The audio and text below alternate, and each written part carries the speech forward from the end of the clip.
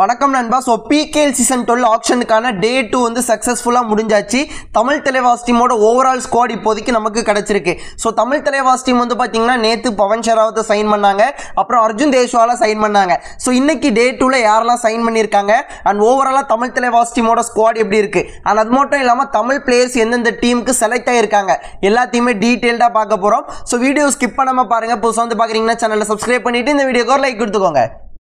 டே 1 ஆப்ஷனில் வந்து பார்த்தீங்கன்னா தமிழ் தலைவாஸ் டீம் அர்ஜுன் தேஷ்வால் பவன் ஷெராவத் ரெண்டு பேரையுமே எடுத்துட்டாங்க. ஸோ டே 2ல வந்து பார்த்தீங்கன்னா ரெண்டு கார்னருக்கும் பேக்கப் வந்து தேவைப்பட்டுச்சு. ஆனால் அதுக்காக தான் போனாங்க. ஸோ காலையில் வந்து பார்த்தீங்கன்னா அலி ரசான்னு சொல்லிட்டு ஈரான் நாட்டை சேர்ந்த பிளேயர் ரைட் கார்னர் பொசிஷன் சாகருக்கு பேக்கப்பாக எடுத்திருக்காங்க. 13 லட்சத்தில் ஆரம்பிச்சது 30 லட்சம் வரைக்கும் போயிருக்கு. ஸோ எல்லா டீமுமே அவருக்காக பயங்கரமாக போட்டி போட்டிருக்காங்க.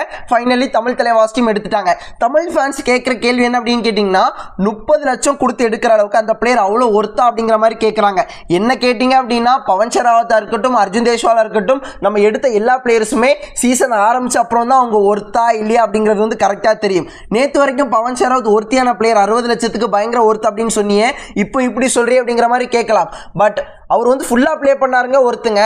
ஆனால் அவர் வந்து இன்ஜுரி ஏற்படுமா என்ன ஏற்படும் யாருக்குமே எதுவுமே தெரியாது. ஸோ அப்படி இருக்கும்போது சீசன் ஆரம்பித்து முடியும் கட்டத்தில் தான் நமக்கு வந்து அவங்க ஒர்த்தான பிளேயரா ஒர்த் இல்லாத பிளேயரான்னு கரெக்டாக தெரியும்.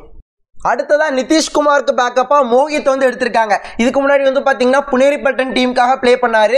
அதுக்கு முன்னாடி வந்து பார்த்தீங்கன்னா ஹரியானா டீமுக்காக ப்ளே பண்ணார். ஒரு நல்ல பிளேயர், பெருசாக வாய்ப்புகள் கிடைச்சதில்லை. இவர் வந்து கண்டிப்பாக ஒரு நல்ல பேக்கப்பாக நிதிஷ்குமாருக்கு இருப்பார் அப்படிங்கிறதுல எந்த ஒரு சந்தேகமும் இல்லை. கண்டிப்பாக ஒரு நல்ல பிளேயர் 13 லட்சம் பேஸ் ப்ரைஸ்லேயே கிடைச்சிருக்காரு. ஸோ ஒரு ஒர்த்தியான பிளேயர் தான்.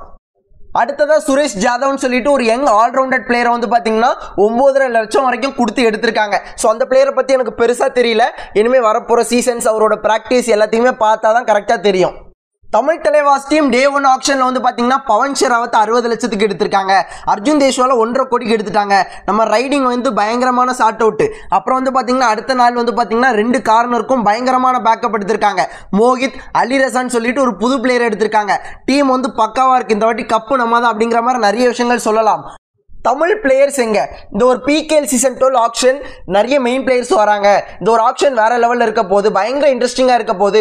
ஸோ இந்த மாதிரி நிறைய விஷயங்கள் சொல்லியிருந்தோம். பட் தமிழ் பிளேயர்ஸ்க்காக இருக்கட்டும் தமிழ் ஃபேன்ஸ்க்காக இருக்கட்டும் இது வந்து பார்த்தீங்கன்னா ஒரு ஒஸ்டான ஆப்ஷன் தான். ஏன்னா அவ்வளோ தமிழ் பிளேயர்ஸ் வந்து பார்த்தீங்கன்னா அன்சோல்ட் ஆயிருக்காங்க.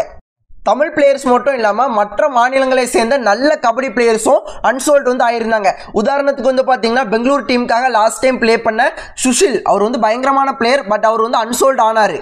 அர்ஜுன் ரத்தி யுவா கபடி சீரிஸோட நம்பர் 1 ரைடர், அவருமே அன்சோல்ட் ஆனார். லாஸ்ட் டைம் புனேரிப்பட்டன் டீமுக்காக சூப்பராக ப்ளே பண்ண ஆரியவர்தனும் அன்சோல்டு தான் இருக்காரு. இவங்க மட்டும் இல்லை, அஜின்கியா பவர், அஜித் குமார் எல்லாருமே ஸ்டார்டிங்கில் அன்சோல்டு தான் ஆனாங்க. அதுக்கப்புறம் மறுபடியும் அன்சோல்டான பிளேயர்ஸ்க்குன்னு ஒரு ஆப்ஷன் நடக்கும். ஆனால் அங்கே தான் அவங்க வந்து பார்த்தீங்கன்னா பர்டிகுலர் டீம்ஸ்க்கு வந்து போனாங்க.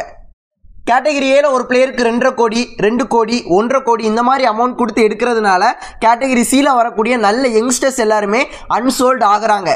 நிறைய பேர் கேட்டகரி ஏலேயே 2.5 கோடி 2 கோடி கிட்ட கொடுத்து ஒரு பிளேயர்ஸ் வந்து எடுக்கிறீங்க. ஆனால் அதனால வந்து பார்த்தீங்கன்னா அவங்களோட அமௌண்ட் வந்து ரொம்பவே கம்மியாகுது. ஒரு டீமில் 18 பிளேயர் இருக்கணும். ஸோ அந்த 18 பிளேயரை கரெக்டாக செட் பண்ணுறதுக்கு அந்த மிச்சம் அமௌண்ட் கரெக்டாக இருக்கும். ஆனால் ஒரு டீமில் 18 பிளேயர்லேருந்து 25 பிளேயர் வரைக்கும் இருக்கலாம். அந்த ஒரு ஃபுல் ஸ்குவாடையும் செட் பண்ணாங்க அப்படின்னா நிறைய யங்ஸ்டர்ஸ்க்கு வந்து கண்டிப்பாக வாய்ப்பு கிடைக்கும். ஸோ இந்த மாதிரி பிளேயர்ஸ்க்கு 2.5 கோடியோ 1.5 கோடியோ கிட்ட கொடுத்து எடுக்கிறதுனால அவங்க கிட்ட ப்ராப்பராக அமௌண்ட் இல்லை. அதனால 18 பிளேயர்ஸோ 19 பிளேயர்ஸோ மட்டும்தான் வச்சு ப்ளே பண்ணுறாங்க. ஆனால் மேக்ஸிமம் 25 பிளேயர்ஸ் வரைக்கும் அவங்களோட ஸ்குவாட்ல வைக்கலாம். இதனால நிறைய நல்ல யங்ஸ்டர்ஸ் வந்து பார்த்தீங்கன்னா அன்சோல்ட் ஆகுறாங்க. அதாவது நிறைய பேர் என்ன சொல்கிறாங்க அப்படின்னா தமிழ் பிளேயர்ஸும் அவங்களோட ஸ்கில்ஸ் எல்லாத்தையுமே டெவலப் பண்ணணும், கிடைச்ச வாய்ப்பை உடனே பிடிச்சிக்கிடணும் அப்படிங்கிற மாதிரி சொல்கிறாங்க. நான் ஒரு உதாரணம் சொல்கிறேன். ஒரு பிளேயருக்கு வாய்ப்பு கிடைச்சாதான் அவன்கிட்ட திறமை இருக்கா இல்லையாங்கிறது வந்து நமக்கு தெரியும். மாசான முத்துக்கு இது வரைக்கும் சரியான வாய்ப்புகள் கிடைச்சதே இல்லை. இதுக்கு முன்னாடி தமிழ் தலைவாஸ் டீமில் இருந்திருக்காரு, இப்போதைக்கு எந்த ஒரு டீம்லையும் இல்லை. ராம்குமார், அவருக்கும் இது வரைக்கும் வாய்ப்புகள் கிடைக்கல, இன்ஜுரினால ப்ளே பண்ண முடியல, இப்போதைக்கு எந்த ஒரு பிகேஎல் டீம்லையும் இல்லை. குகனுக்கும் பெருசாக வாய்ப்புகள் கிடைக்கல, இதுக்கு முன்னாடி பெங்கால் டீமில் இருந்தார், இப்போ எந்த ஒரு பிகேஎல் டீம் இல்ல. தரணிதரன், அவருக்கும் பெருசா வாய்ப்புகள் கிடைக்கல, இதுக்கு முன்னாடி ஜெய்ப்பூர் டீம்ல இருந்தாரு, இப்போதைக்கு எந்த ஒரு டீம்லயும் இல்ல. ஞானாபிஷேக் இதுக்கு முன்னாடி ஹரியானா டீம்ல இருந்தாரு, பெருசா வாய்ப்புகள் கிடைக்கல, இப்போதைக்கும் எந்த ஒரு டீம்லயும் இல்ல. அப்புறம் தனசேகர் இதுக்கு முன்னாடி யூம்பா டீம்ல இருந்தாரு, பெருசா வாய்ப்புகள் கிடைக்கல, இப்போதைக்கு எந்த ஒரு டீமும் அவரை வந்து எடுக்கல. அருணந்த பாபு அவருக்கும் பெருசாக வாய்ப்புகள் கிடைக்கல. கிடைச்ச வாய்ப்பை பெங்களூரு டீமுக்காக சிறப்பாக பயன்படுத்தியிருக்காரு. சூப்பர் டேக்கிள் எல்லாம் பயங்கரமாக பண்ணியிருக்காரு. ஐசிஎஃப் டீமில் இப்போ தான் வேலை கிடைச்சிருக்கு.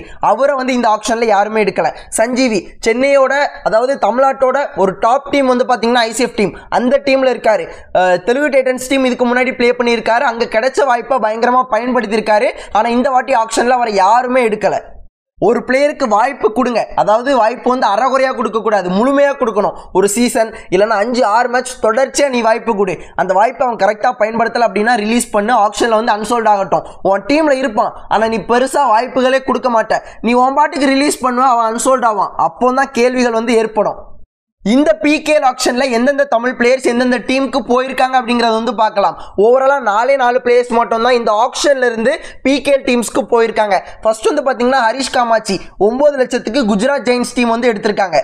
ஸ்டூவர்ட் சிங்கை 13 லட்சத்துக்கு புனேரி பால்டன் டீம் வந்து எடுத்திருக்காங்க. விஸ்வந்தை 13 லட்சத்துக்கு குஜராத் ஜெயின்ஸ் டீம் வந்து எடுத்திருக்காங்க. வி அஜித்குமாரை 36.3 லட்சத்துக்கு குஜராத் ஜெயின்ஸ் டீம் வந்து எடுத்திருக்காங்க. செலக்ட் ஆன எல்லா பிளேயர்ஸ்க்கும் வாழ்த்துக்கள், செலக்ட் பண்ண டீம்ஸுக்கும் வாழ்த்துக்கள். இதில் ஹைலைட் வந்து பார்த்தீங்கன்னா குஜராத் ஜெயின்ஸ் டீம் தான். ஏன்னா தமிழ் பிளேயர்ஸ் தொடர்ச்சி அன்சோல்ட் ஆகிட்டே வந்தாங்க. பட் கடைசியில் வந்து பார்த்தீங்கன்னா ஒரு 3 பிளேயரை டக்குன்னு எடுத்து போட்டாங்க. ஃபர்ஸ்ட் வந்து பார்த்தீங்கன்னா ஹரிஷ் காமாட்சி, அப்புறம் வந்து பார்த்தீங்கன்னா விஸ்வந்த், அப்புறம் அஜித்குமார் அண்ணே. ஸோ இதில் அஜித்குமார் அண்ணன் தான் ஹைலைட். ஏன்னா பெங்களூர் டீமும் பயங்கரமாக போட்டி போட்டாங்க. பட் குஜராத் ஜெயின்ஸ் ஃபைனலி எடுத்துட்டாங்க. ஒரு தமிழ் ஃபேனாக பார்க்கும்போது தமிழ் தலைவாஸ் டீமோட இந்த ஒரு டீம் வந்து பார்த்தீங்கன்னா பயங்கர திருப்தியை வந்து அளிக்குது. பட் ஒரு தமிழ் ஃபேனாக பார்க்கும்போது எனக்கு திருப்தியை அளிக்கலை. ஒரு சில தமிழக வீரர்களையாவது நீங்கள் எடுத்து போட்டிருக்கலாம் அப்படிங்கிற மாதிரி தோணுது. ஆல்ரெடி உங்கள் டீமில் இருந்த ராம்குமார் மாயாண்டி, இல்லைனா மாசானமுத்து, இல்லைனா மோஹித்தை வந்து நிதிஷ்க்கு பேக்கப்பாக எடுத்திருக்கீங்க. அந்த இடத்துல அருணந்த பாபு எடுத்திருந்தாலும் நல்லாயிருக்கும் அப்படிங்கிற மாதிரி தோணுது. ஆனால் அது மட்டும் இல்லாமல் வந்து பார்த்தீங்கன்னா நீங்கள் ஒரு ஈரான் பிளேயருக்கு 30 லட்சம் வரைக்கும் போய் எடுத்திருக்கீங்க.